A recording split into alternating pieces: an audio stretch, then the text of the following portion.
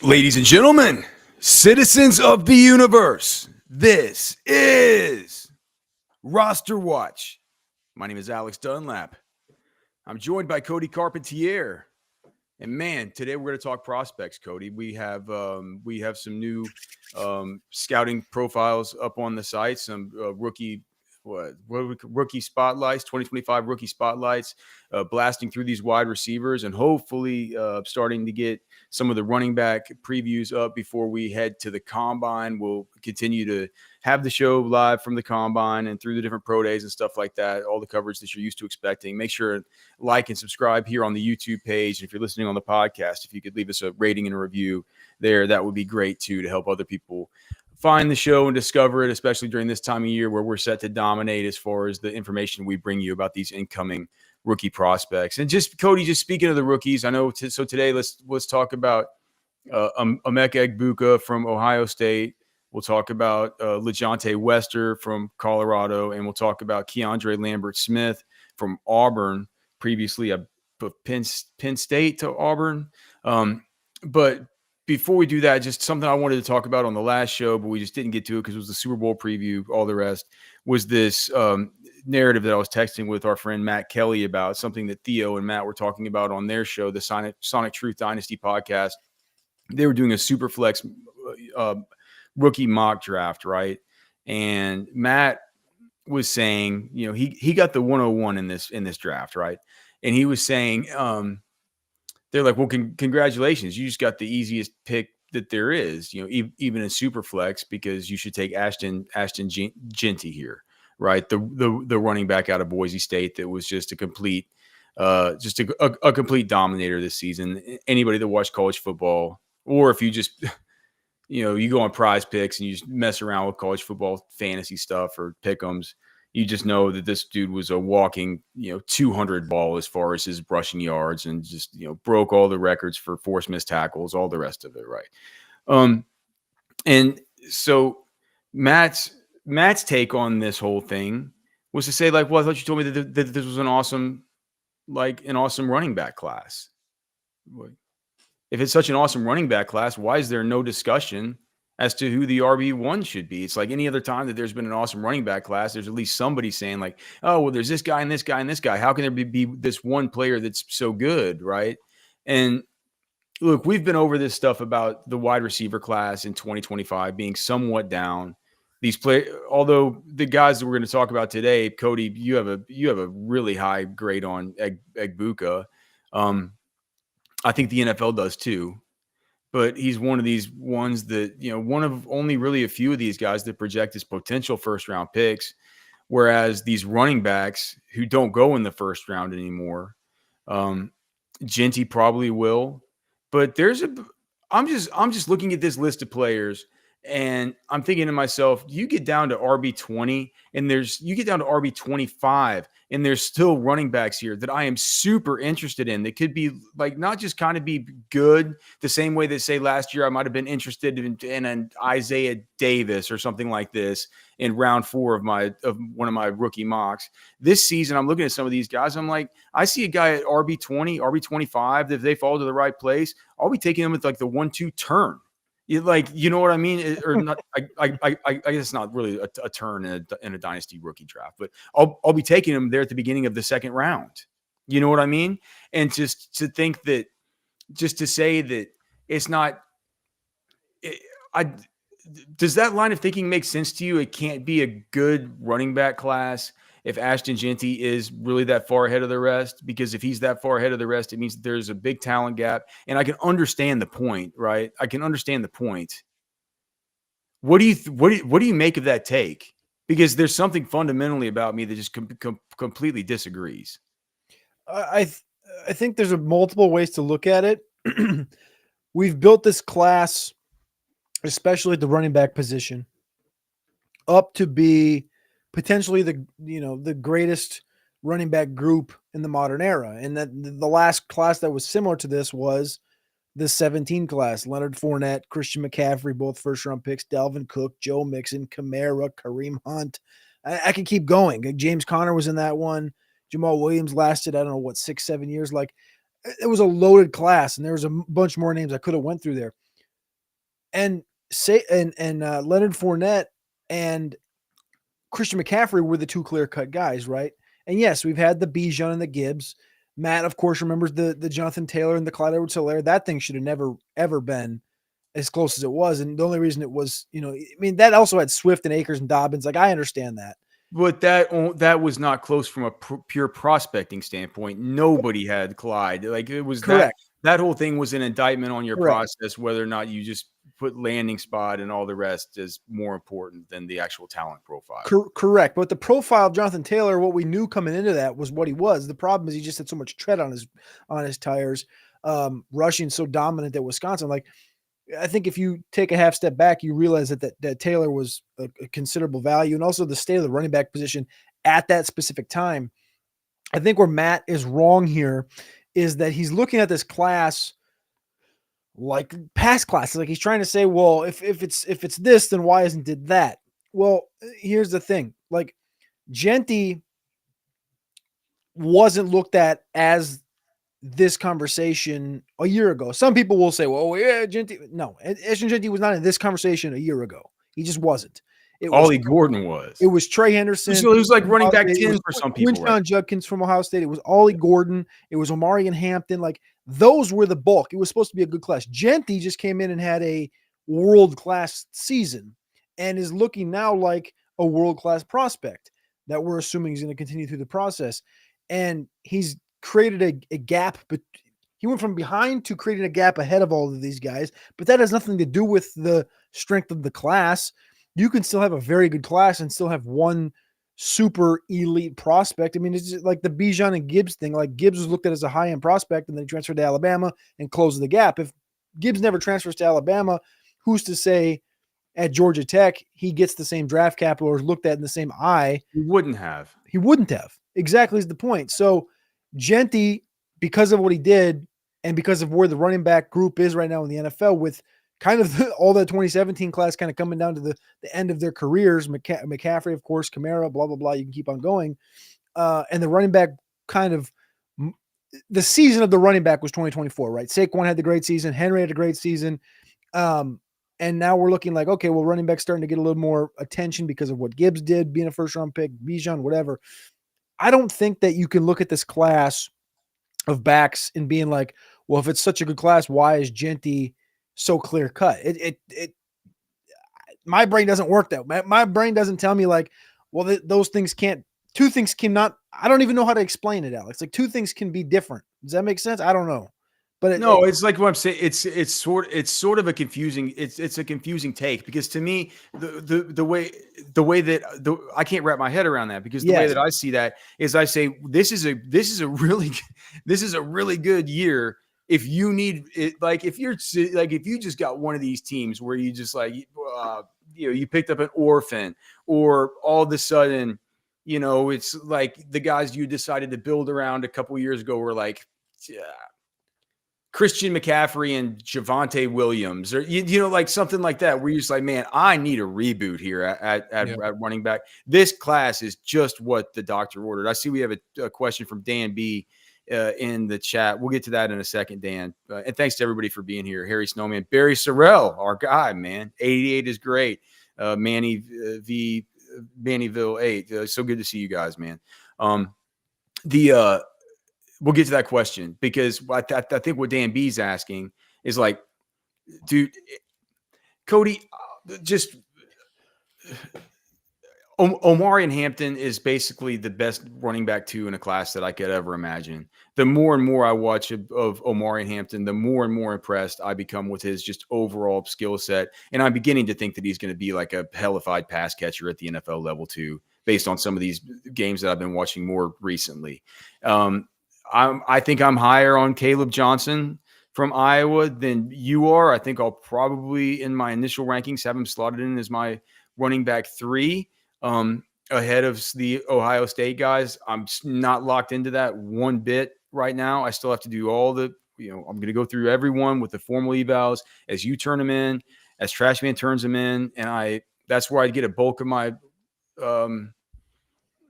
my work doing this is just editing y'all stuff and going through the all 22s and watching and formulating my own thoughts and adding in my own thoughts to the scouting profiles and doing the quality control. As I continue to get through them, that's obviously the bulk of my process. Also writing my own articles about these scouting reports. So this isn't stuck in stone, but I think that when I look at Caleb Johnson from Iowa, Omarion Hampton, Ashton Genty, I look at those three and I'm like, how can it, like, what's the last top three that we had like this? And then we have the Ohio State guys, Travion Henderson, Quinshon Judkins, who you have ranked ahead of Caleb Johnson. I respect your process. I understand probably why you've done that. We have Ollie Gordon. And then here's the other thing too, man. We just start looking at some of these other guys and we say, I'm just like, I would love to have Dylan Sampson or RJ Harvey in the second round of my Dynasty rookie draft. I would love that. And I don't even know where they're going to fall, but both those guys are so like, do people watch college football last year to understand, these are game wreckers, dude. These are players where it's like, that's your best guy on offense when you look at Tennessee. That's a takeover football game type of player. Did anybody watch Cam Scatterbo at the beginning of the college football playoff, going to Austin and playing Texas and just having wait, that was the Peach Bowl. That was Clemson that came to Austin. So did they watch the Peach Bowl versus Texas and see like the most dominant single player performance of the whole college football playoff, And then that's before we even start talking about guys that I personally really love. Like I really love Jarquez Hunter from Auburn. I don't see how you can be a fan of SEC football and listen to those media coaches calls every single week, where every single week a team was going to face Auburn. And this could have something to do with the fact we're about to talk about KeAndre Lambert-Smith, that was their leading wide receiver on that team this last year. But maybe it had to do with the fact of the matter that, KeAndre Lambert-Smith was the leading receiver on that team. The guy that you were going to worry about most was Jarquez Hunter. But I think that's a professional running back with awesome contact balance. I think that's just add water, drag and drop, and do an NFL offense. He's at the very least going to be really good. And then you intermingled in all this stuff is your Brashad Smiths from SMU that just was a complete riser at the Senior Bowl. Damian Martinez, who was a baller at Florida, that weighs almost 230 pounds, but moves very well, probably going to run in the low 4.5s, possibly the high 4.4s. You have Woody Marks from USC with the really good BMI. We were able to see him at the Senior Bowl, put together so well. You have to get almost down to running back 20 before you even talk about Devin Neal, that might be the fastest of all these guys. It's had 3,000-yard seasons. When the running back kind of 21 to 26 area, you have Donovan Edwards that was on the cover of the NCAA college football game this year. You have Marcus Yarns, who was another Senior Bowl standout. LaQuint Allen from Syracuse, that some people have like in their top. If you have guys that some people have at 22 and some people have at like 7, that's a deep, good running back class. Yeah. And so to me, if this is a year where you need running backs, guess what? You are in luck. If you need wide receivers, you are out of luck. If you need quarterbacks in Superflex, you're out of luck. If you need tight ends in tight end premium, I think you're in for some good luck. But as far as these running backs, I mean, at the top, it's nothing but sizzle, and then like. It's not just like sizzle at the top with no, like there's the sizzle, then there's the meat, then there's the potatoes, and there's like anything that you could want from this class. You have out of like 25 running backs, and it's not until we get to running. I want to pull up I just want to look up last year. I wish I could know how hard it is for me to rank and just see where like running back 21, like who that even was last season. Whereas. You know what I mean? Rocket Sanders is 20. Do you know how hard it is for me to rank Rocket Sanders 27? It's just. I don't like, you sit here and you go through your process and you rank them. And I saw Rocket in person. Because you can be so wrong about that. Here's the thing. It's like you can end up looking so wrong. You're like, Cody, how did you have Rocket Sanders ranked as running back 27? He just came in and he rushed for 1,100 yards as a rookie and 7 touchdowns. And you're like, I'm not surprised. And you're not, and yeah, and you could say, well, that doesn't surprise me in the least. He was an awesome prospect, right? Because if you I pulled up 2024 just now just to look at it, and we get down to running back 21, and we're talking about guys like Deshaun Fenwick from Oregon State, Didn't make a roster.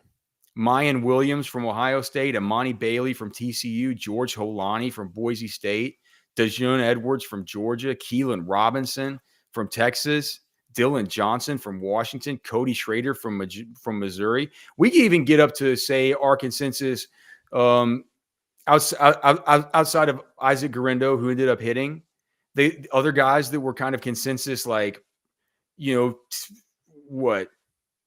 after you get done with like the Ray Davises and the Tyrone Tracy's and Lloyd and Audric Estime, those guys were all top 10, right? After that, it's like the Michael Wileys and Isaiah Davis, Frank Gore Jr., Rasheen Ali, right? Whereas above them, you have the Estimes or like the Bucky Irvings or Marshawn Lloyd or stuff like that. It's like, I would rather have the 25th ranked player in this running back class than I would have had like a Michael Wiley or an Isaiah Davis or a Blake Watson or certainly a Frank Gore Jr., Rasheen Ali, Kamani Vidal. It's an unbelievable running back class. And I hope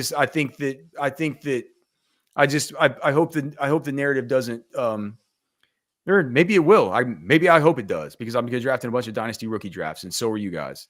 But the narrative shouldn't be that just because Genty feels like he's head and shoulders above the rest, that the rest of this running back class stinks, dude. It's deep and it's good, and you're going to want to be drafting a bunch. Like, I think that the best thing that you can do this year is maybe hope to get one of these top wideouts at the beginning, and then just round 2, 3, 4, just get banger after banger as far as these running backs. I would prefer that I think that's a better way of going about it than getting Ashton Genty and trying to fill out running back with these filling out wide receiver with these scrubs that are going to be available in the 2nd, 3rd, and 4th rounds. You go back an extra year before that, dude, and you're running back 16, 17, where this class, where I have it right now, is Devin Neal, who you just mentioned, 3,000-yard seasons, could be the fastest of the whole group, is sitting there right at 17. Woody Marks from USC at 16, who we just saw at the Senior Bowl. You go back to 2023, Dwayne McBride. That's the depth point right there. That's the depth point. Dwayne McBride, people loved him, but he didn't make the roster. Xavier Valladay, it just falls off so quickly. Xavier Valladay. Dude, we're talking about Xavier Valladay versus being ranked 8 spots ahead of where we have this year, Jaden Blue. They could go and be dynamite in some offense. It's there's a million of them. We haven't even listed all the 2025 guys yet. The biggest thing I think I'll close on in my final thought here is, accept that this is a world-class running back group. It's a down receiving class, but what have we had the last 4 years? Up in the receiving group since that N'Keal Harry year. It's been better every single year in the receiving group. And the running backs have just kind of been here. You get a nice guy or two every year. Yep. The running back group is now filled in completely for that receiver group, which dynasty gamers should be completely in love with because they need it. And the tight end group is totally sick. They're 6 deep. Receiver, there's still going to be 6 guys that we really like. And quarterback maybe 8. Is what it is. Maybe 8. I mean, it's just depending on the whole Trey Harris thing and stuff. But we can talk about that whenever we talk about these dudes. But yeah, continue. I don't think it's just 6. I think there's probably 8. But it's the overall class, and he brought up Matt brought up why is this? It's not just about the running backs. It is about the running backs, but it's also about the whole class as a whole. And you need to view it from a top down and not to say, well, the running backs carry it. The receivers have carried it every year, except for, the couple of years that you get a good crop of quarterbacks, but it's a very good class. It's not overrated.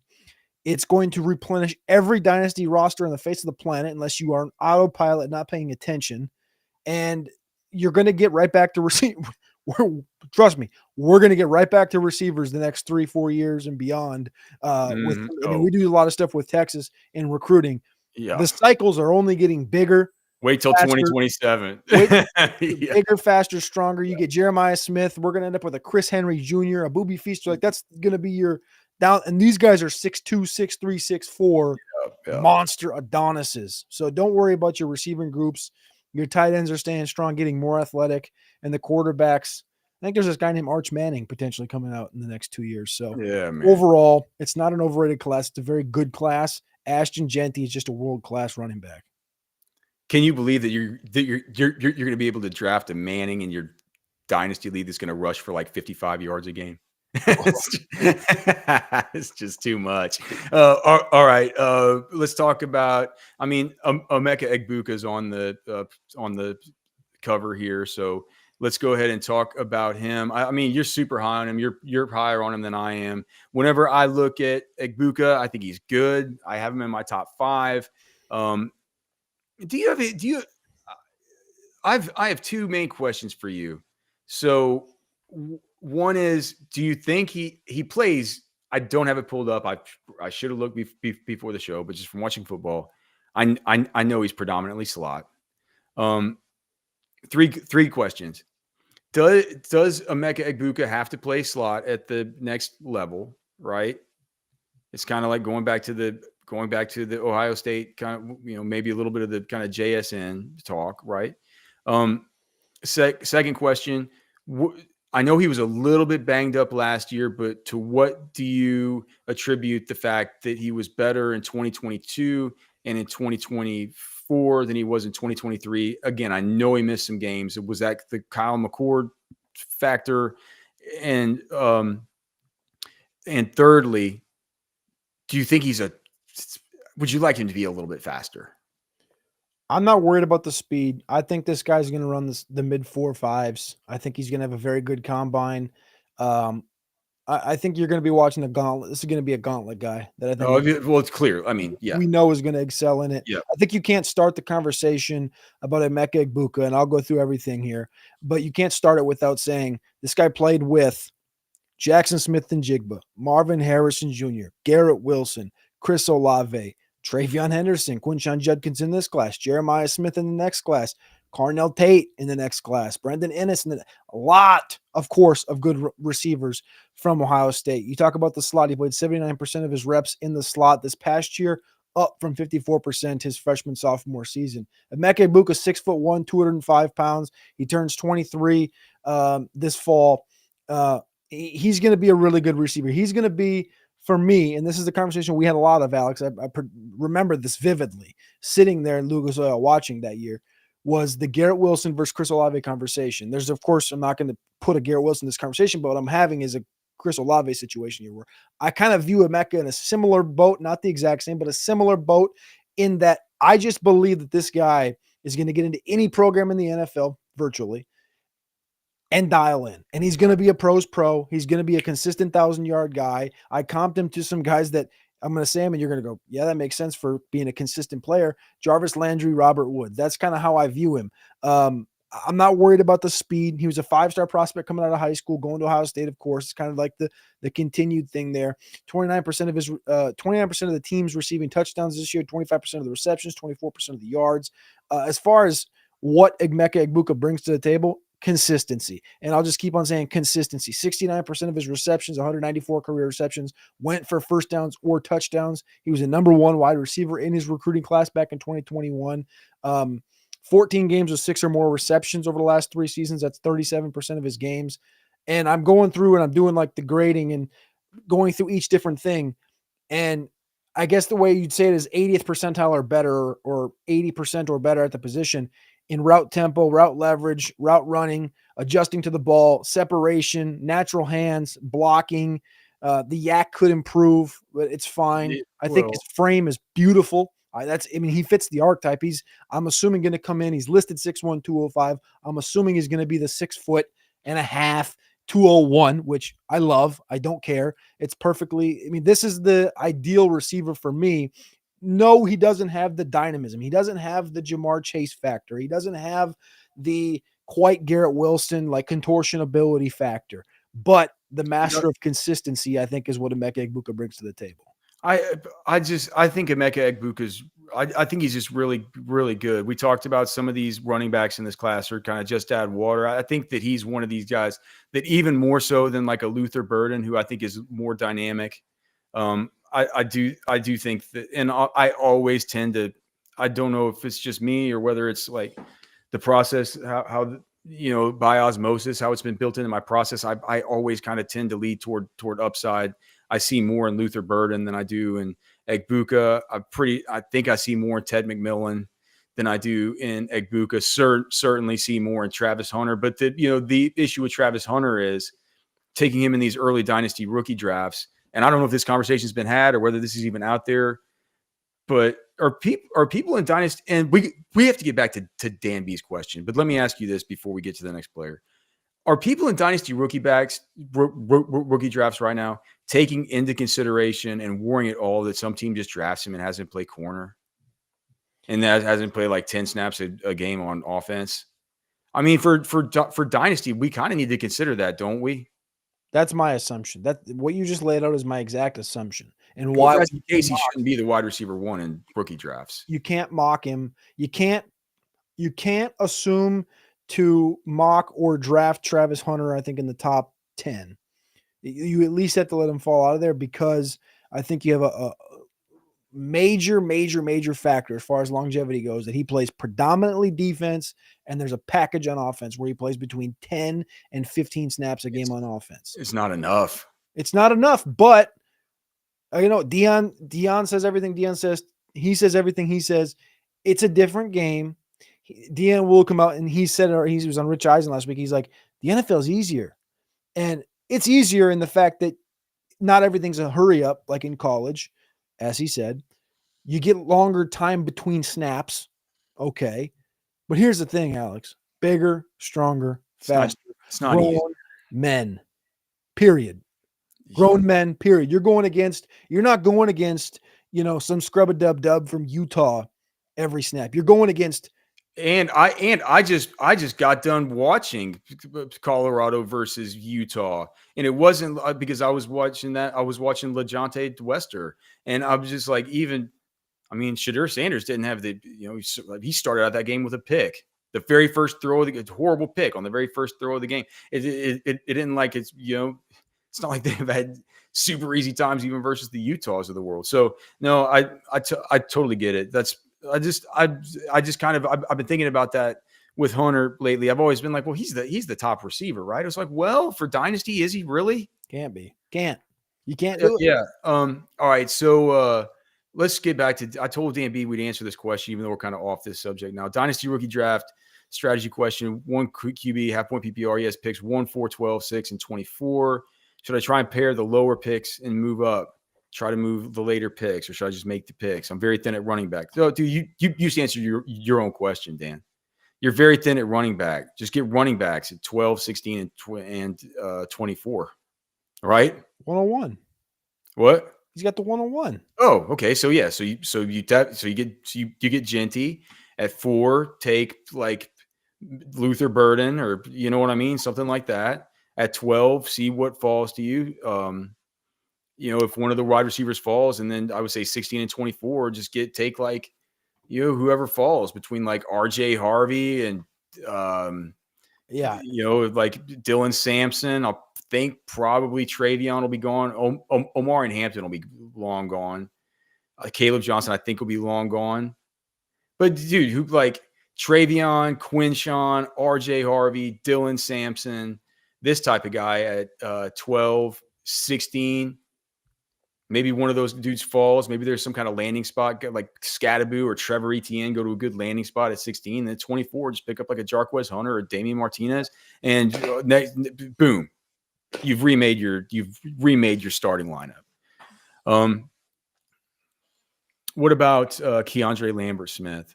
Whenever I was reading your comps for him, because you said you thought he'd be a good role player in the league. I think you comped him to some mix of like a Diami Brown and a Rashid Shaheed, which I thought the Shaheed stuff was interesting, because I do agree with your take on the fact that when you watch KeAndre Lambert-Smith, 2 things come to me when I watch him in the three things really when I watch the Auburn offense. They need to get quarterback. They've gone and gotten quarterback help, but they really needed it. The more I go and watch the all-22s, it was like, if you were an Auburn fan last year, you definitely know this. We sort of knew in passing. They go out and they get Jackson Arnold from Oklahoma this year. We'll see how that all goes.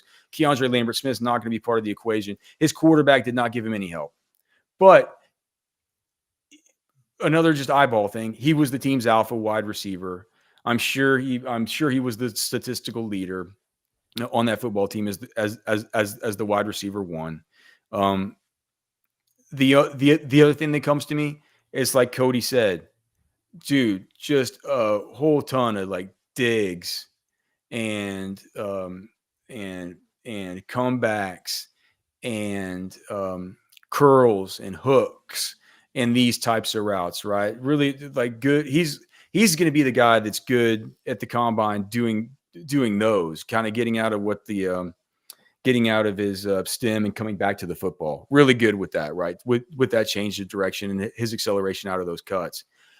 I found it interesting that you compared him to Rashid Shaheed, that's like this average depth of target monster that just can fly down the field. But then you did provide some good stats about how he actually was kind of targeted deep, relatively often in comparison to other SEC wide receivers last year, despite the fact that some of his best traits come out on these sort of kind of comeback style routes. And just seeing him in college, I've kind of thought about KeAndre Lambert-Smith as a dude who could have a shot at being an offense's alpha wide receiver. I think he's got a lot of really good skills. I personally don't think I can get him ranked in the top 10. Yeah. But I start to get around 10, 11, 12. And I'm like, man, I could maybe get KeAndre Lambert-Smith over this guy. But you saw him live at the Shrine Bowl and stuff, right? So some of that's probably, affecting your opinion. So what do you have on KeAndre Lambert-Smith? I thought he was good at the Shrine Bowl. Great dude. I talked to him for a couple minutes. I was like, I was getting his ID and I was explaining to him that we were doing like players of the day and stuff. And he's like, so you think I did good? You think I had a good day? And I was like, man, you've had a good couple of days. Like it's a pretty good receiving core. And he was one of the standouts along with like Konata Mumpfield and stuff. Lambert was good, but I think, an easy way to explain Konata Mumpfield, I'll say it here in a second, but I do want to say he came in at the Shrine Bowl, 6 foot, half an inch, 193 pounds, sub 9-inch hands. Sorry, just by a touch there. I finished with a 6-round grade on the guy. I'm projecting him for like a 4.38. That's going to build into. If he runs a 4.38, he ain't going 6th round, Cody. He's going for round 4. Well, what did Rashid Shaheed do? Well, I think I think the KeAndre Lambert-Smith coming out is. I have to go look back and see where we had Shaheed, but I mean, I gotta think. DFA. Was Shaheed even at the combine? I don't think so. I don't think he was, man. I think that we're talking about a different level of prospect here. If he runs a 4.38, I think KeAndre Lambert-Smith would be a guy that was early day 3. Okay. Well, that's fair. But here's the thing with KeAndre Lambert-Smith. He was a high-end prospect going to Penn State. He was good at Penn State. Here's some of the things you talked about, the comebacks already. Tons. It felt like pretty much everything he does is a comeback, a dig, a curl. 515 of 531 of his snaps came outside from the right side of the formation. It felt like 70% of the routes he ran, like I said, were shallow, intermediate digs and comebacks. I think he's a fine blocker. And you talked about the deep threat stuff. The deep threat stuff is like his speed is apparent in that. And it's very much like the digs, the cuts, the comebacks, and the curls, but then also he can go deep. He had 8 receptions of 30-plus yards, which ties 2 names that people really know right now in the space. Matthew Golden, whose stock is blown through the roof, from Texas, the receiver formerly of Houston, the junior, and Ryan Williams, Jordan Watkins from Ole Miss as well, but Ryan Williams, that just turned 18, former 17-year-old freshman receiver from Alabama. Everybody knows that was 3rd in the SEC. He was sitting right there. I think he's a good receiver, but I like my comps in the Rashid Shaheed as not a complete receiver. He's a number 2. He's an outside Z flanker. De'Ami Brown, the same thing floats for him. Like, I love De'Ami Brown, 6'2", 185 pounds, fast. I thought he was – I talked to him at the Washington training camp before this season. He's like, I caught 500 balls every day this year. All right, well, what'd that translate to? It didn't quite work out this year, especially, but I love De'Ami coming out of North Carolina, right? I like KeAndre Lambert-Smith. I'm just not sure. Actually, I'm pretty sure he's not a complete receiver. He's got a ways to go within his growth in the game at the wide receiver position. I will pretty completely disagree with you in the fact that I don't believe that he has wide receiver one abilities in the NFL, which he doesn't have to have. I don't think he has to be that. I think You you don't think he's good? Like, I kind of think he's just good. I think he's fine. I don't think he's bad. I think he's good. But being good to me isn't being a wide receiver one in the NFL. Unless you're talking about a team that, like, if you go to Washington, you take away Terry McLaurin, and there's no Terry McLaurin, right? Who's the number one? De'Ami Brown. Well, I mean, this is a pretty pathetic setup. You'd be but that's your setting. You're not going to make Olamide Zaccheaus or Luke McCaffrey your number one. My point. That's exactly my point. Is that if you take away Terry McLaurin, De'Ami is your wide receiver one. Why isn't De'Ami your wide receiver one right now? Because he's De'Ami Brown. KeAndre Lambert-Smith would be your number one if he was in that situation without Terry McLaurin. He wouldn't be the number one over Terry McLaurin. He wouldn't be the number one over. He wouldn't be the number one over Adam Thielen. I think that those guys they're just different football players, more developed route runners, more developed blockers. He has some STEM stuff that's really good. I mean, like we just talked about it. I think he's gonna have one of these. I think he's gonna have one of these kind of route transition point combines that we're gonna look back. It's like he's gonna grade out well on the combine scorecard. I think I might like him a little more than you, but that's fine. That's fine. Did you come up with a comp on him? No. Because I wanted to talk to you about your comps first to kind of see where I just didn't, the Rashid Shaheed one kind of, I just wanted to talk to you first. I'll add it into the sheet whenever I think of it. I don't have a perfect one right now. And I like him to be perfect before I go public with him. I do have some perfect ones here quickly. We'll talk about LaJohntay Wester from Colorado. Trash Man looks at this. Here's another guy that I think he's kind of good. He was at Florida. He was at Florida Atlantic for the longest time. Actually broke out in his redshirt freshman season at just age 19. He's a young breakout kind of guy, and was actually productive in a Colorado offense that featured a Heisman Trophy winning receiver / corner, right? Like he was actually productive within that offense. Clearly, he had one of the top two quarterbacks in the class throwing in the ball. He's 5'9", 177, tiny little puny little baby, 8 and 1/8 inch, 8 and 1/8 inch hands. Also, basically the shortest wingspan in the whole class. Him and Xavier Restrepo, just tiny little wingspans. But Trashman really likes him. He said, in his review of the Shrine Game practices, he was one of the biggest risers for him. And I do just think he's one of these guys that's just a, generally kind of good football player. But I do think, the small hand stuff, he's a body catcher, not horrible, but pretty basement level yards per route run. But you turn it on. I mean, do you think it's just a Shedeur Sanders type of deal here with him? Whenever I look at him, Trash Man says he's like, oh my gosh, he's like Brandon Cooks meets Amon-Ra St. Brown, and I can't leave that up on the site, right? I can't. That's overselling the guy. My perfect comps for him are Trey Tucker, Jacob Cowing, Kiki QT. What are your thoughts?